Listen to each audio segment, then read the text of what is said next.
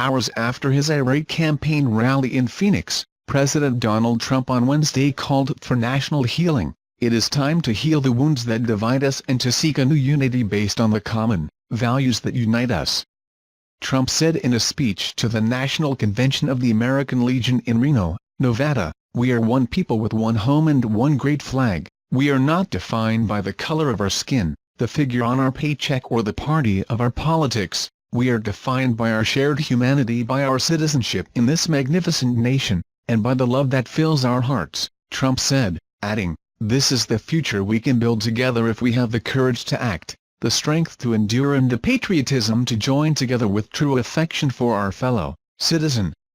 It was a much more conciliatory tone than his rally in Phoenix, during which he loudly slammed the media, Democrats, and some members of his own party. Trump began on a less divisive note in Arizona, insisting the nation must bridge its racial and cultural divides, but his rally devolved from there into a furious takedown of his perceived enemies. Trump started his American Legion speech in Reno with kind words for some of his political foes, a marked departure from last night's attacks on Sens. Jeff Flake and John McCain in Phoenix. Trump pointed out that former Defense Secretary Bob Gates was on hand. "He started off saying bad things about me and then he said great things and now I like him," Trump said.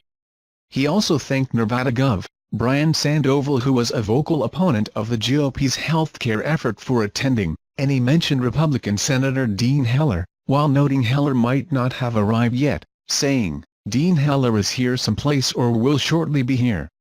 He's caught the first flight out, so I want to thank Dean Heller for being here, Senator."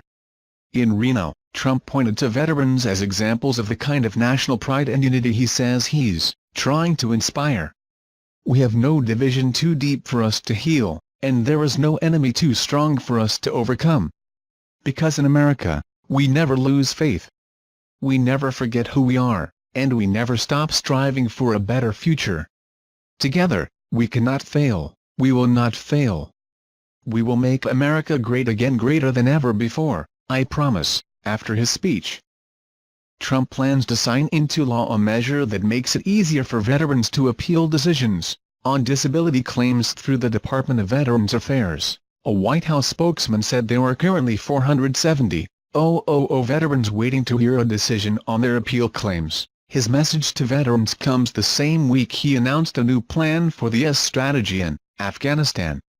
On Monday evening, Trump addressed a military fatigue-clad audience and said the U.S. would replace the currently enacted Timmy-Bust approach with a conditional-based approach. Following his speech on Monday, Trump reiterated his commitment to the military when speaking to the crowd of supporters in Phoenix.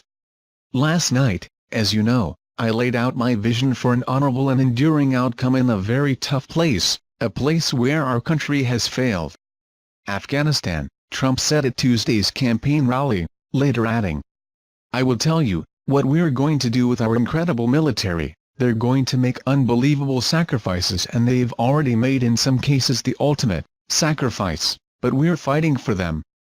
Also, while in Arizona, Trump visited Yuma where he met with Border Control and ICE agents. Trump's speech on Tuesday displayed a notably different tone compared to his announcement on Monday, and came just a week after Trump was widely criticized for not effectively condemning violence at a white supremacy rally the previous weekend by lawmakers on both sides of the aisle. Trump also addressed the criticism in his Tuesday night speech and called out the media for what he described as unfair coverage of his response.